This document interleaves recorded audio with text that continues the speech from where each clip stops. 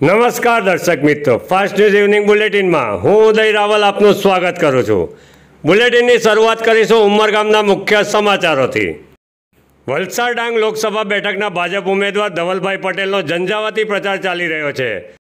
ઉમરગામ તાલુકાના સરીગામ ગણેશનગર ખાતે મનીષ રાય કે જેઓ બાલારાયના હુલામણા નામે જાણીતા છે, તેઓએ ભાજપ ઉમેદવાર ધવલભાઈ પટેલના સમર્થનમાં જંગી સભાનું આયોજન કર્યું હતું। બાલારાય તથા રાય પરિવારના આમંત્રણને માન આપી ગ્રામ પંચાયત સરપંચો, તાલુકા પંચાયત, જિલ્લા પંચાયત સભ્યો અને 24થી વધુ સમાજોના આગેવાનો અને મોટી સંખ્યામાં કાર્યકર્તાઓ ઉમટી પડ્યા હતા। મંચસ્થ સ્થાનેથી આમંત્રણને માન આપી સભામાં ઉપસ્થિત રહેલા સૌનું બાલારાયે સ્વાગત કર્યું હતું। શ્રી લલિતાબેન તાલુકા વિરાટભાઈ એમના વાઇસ પ્રેસિડેન્ટ ભગવાનભાઈ આવેલા છે, એમને વિનંતી છે કે એવો જરાક આ મંચ ઉપર આવે, પોતાનું સ્થાન લઈ। બાલારાય તથા રાય પરિવાર અને મિત્ર વર્તુળ દ્વારા આમંત્રિતો અને ભાજપ ઉમેદવાર ધવલભાઈ પટેલ સહિત ઉપસ્થિત રહેલા તમામ મહાનુભાવોનું દબદબાભેર સ્વાગત કરી આતિશબાજી કરવામાં આવી હતી। સરીગામ ગણેશનગર ખાતે યોજાયેલ જાહેર સભામાં ઉપસ્થિત કાર્યકરોને ભાજપ ઉમેદવાર ધવલભાઈ પટેલે સંબોધન કર્યું હતું। ये जो आपने दिखाया है, उमंग दिखाया है, उससे एक बात तो निश्चित हो गई है कि इस बार उमरगाम पूरे वलसाड लोकसभा में एक रिकॉर्ड बनाने जा रहे हैं। मोदी जी ने पिछले 10 साल में अनेकों विकासों ने काम किए हैं। चाहे प्रधानमंत्री आवास योजना हेठल पूरे देश भर में करोड़ों घर बनाने की बात हो, शौचालय बनाने की बात हो, मोदी जी ने हर एक काम करके दिया है। वैसे ही 10 साल पहले हर एक गांव में, हर एक घरों में एलपीजी गैस के कनेक्शन नहीं थे, वो भी एलपीजी गैस कनेक्शन देने के काम मोदी जी ने किया। आपको याद होगा कि पहले गरीब परिवार, मध्यम वर्ग का परिवार बीमार होता था और उनको प्राइवेट हॉस्पिटल में जब जाना होता था तो लाखों रुपए का खर्च हो जाता था, 2 लाख, 5 लाख, 10 लाख, और पूरी जिंदगी बस ब्याज ही भरता रहे, ऐसा जीवन वो व्यतीत करता था।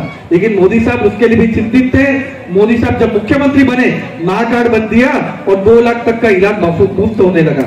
प्रधानमंत्री बने, आयुष्मान योजना हेठल 5 लाख तक पूरा इलाज मुफ्त होने लगा। और उतना ही नहीं, गुजरात में भूपेंद्र पटेल साहब और 5 लाख रुपए दिए और गुजरात भारत देश का एकमात्र राज्य है जब 10 लाख तक का पूरा इलाज मुफ्त है। ઉમરગામ તાલુકાના સોરસુંબા ગંગાદેવી મંદિરના પટાંગણમાં મેળાનો પ્રારંભ કરાયો હતો। દર વર્ષે ચૈત્રી પૂનમે વહેલી સવારે હવન અને પૂજા બાદ મેળાનો પ્રારંભ થાય છે। આજરોજ મોટી સંખ્યામાં ભક્તો માતાજીના દર્શનાર્થે ઉમટી પડ્યા હતા। શ્રી ગંગાદેવી માતાના મંદિરના પટાંગણમાં પૂનમથી આઠમ સુધી મેળાનું આયોજન થતું હોય છે, જેમાં સ્થાનિક ગ્રામજનો ખાણીપીણીના સ્ટોલ તેમજ પૂજા સામગ્રીના સ્ટોલ લગાવતા જોવા મળે છે।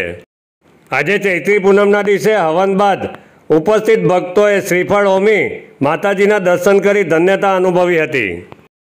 માં ગંગાદેવીના આશીર્વાદ લેવા ઉમરગામ તાલુકા સહિત સંઘ પ્રદેશ અને મહારાષ્ટ્રથી પણ ભક્તો ઉમટી પડતા જોવા મળે છે। અહીંયા દર પૂનમે ચૈત્ર સુદ પૂનમથી ચૈત્રવદ આઠમ સુધીના મેળો ભરાય છે। મેળામાં અનેક લોકો, આજુબાજુના લોકો, આદિવાસી એરિયાના લોકો અને તમામ લોકો આવીને પોતાની ઈચ્છા કરીને પોતે કરે છે, ભંડારો થાય છે।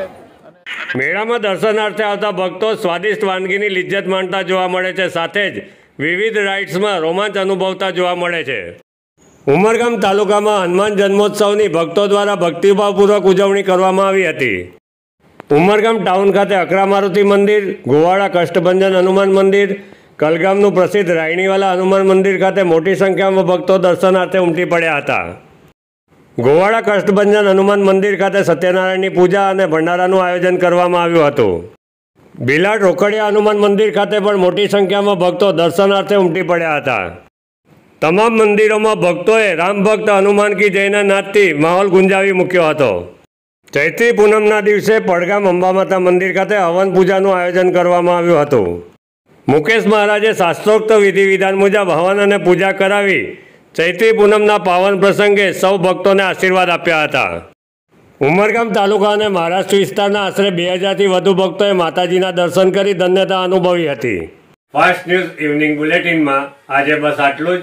આવતીકાલે ફરી મળીશું। નમસ્કાર।